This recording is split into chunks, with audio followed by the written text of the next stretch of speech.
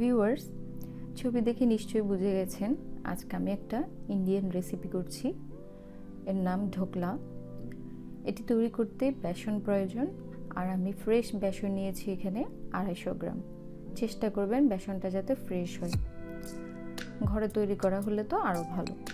এখন অ্যাড করলাম 1/2 চামচ চিনি, পরিমাণ মতো লবণ এবং 1 চিমটি পরিমাণ হলুদ। অবশ্যই হলুদটা বেশি দেওয়া যাবে না, কারণ এটাতে আমরা যখন সোডা অ্যাড করব এটার কালারটা নষ্ট হয়ে যাবে। এবার খুব ভালো করে এটাকে মিশিয়ে নিচ্ছি। চেষ্টা করবেন একটু ভালোভাবে মিক্স করার জন্য, তাহলে হলুদটা ভালোভাবে স্প্রেড হয়ে যাবে। এবার 250 গ্রাম বেসনের জন্য আমি এখানে 250 গ্রাম পরিমাণ পানি নিয়েছি এবং এটাকে আস্তে আস্তে করে মিক্স করব। অবশ্যই পুরোটা একসাথে ঢেলে দেবেন না, একটু ধৈর্য নিয়ে একটু একটু করে মিক্স করবেন। তবে এখানে 250 গ্রাম পুরোটা পানি প্রয়োজন হবে না। এভাবে করে আস্তে আস্তে করে পুরোটা মিক্স করব। এরকম একটা থিক ব্যাটার হবে, এটা মোটামুটি একটু ঘন হবে। এবার আমরা যেখানে ঢোকলাটা তৈরি করব, আপনাদের কাছে যেটাই অ্যাভেলেবেল থাকে, আমি এখানে একটা স্টিলের বক্স নিয়েছি। এবার এটাতে তেল ব্রাশ করে নিচ্ছি। এবার ব্যাটারের লাস্টে অ্যাড করব 1 চামচ পরিমাণ বেকিং সোডা।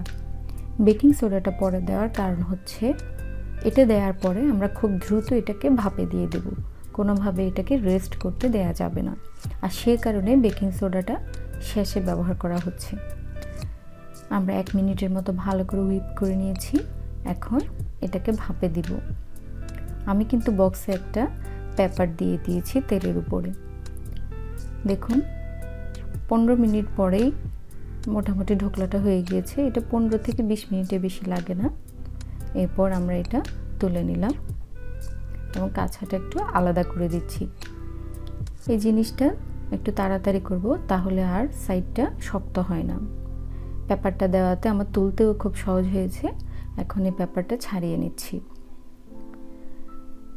এখানে আমরা চেষ্টা করব গরম থাকা অবস্থায় একটু ঠান্ডা পানি ঢেলে দিতে, তাহলে ঢোকলাটা সফট থাকবে। এরপর আমরা এটাকে পছন্দ মতো যে কোনো সাইজে কেটে নেব, তবে চেষ্টা করবেন কাটার পরে পানিটা দেওয়ার। এখানে আমি আবার বলি, ঢোকলাটা গরম থাকবে কিন্তু পানিটা ঠান্ডা হবে। এবার আমরা একটা পোড়ন রেডি করব। এজন্য আমি এখানে নিয়েছি সরিষার তেল।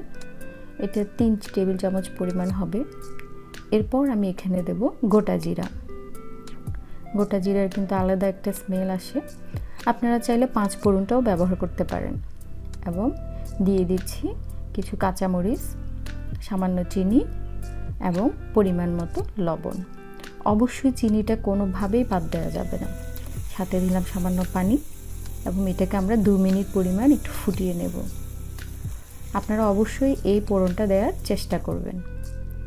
ঢোকলাটা এবং পোড়নটা দুটোই ঠান্ডা করার পর আমি এখানে ঢেলে দিলাম এবং কিছু ধনেপাতা দিয়ে পরিবেশন করলাম। তৈরি হয়ে গেল মজার বেসনের ঢোকলা। অবশ্যই এটা কোনো চাটনি দিয়ে খেতে চেষ্টা করবেন।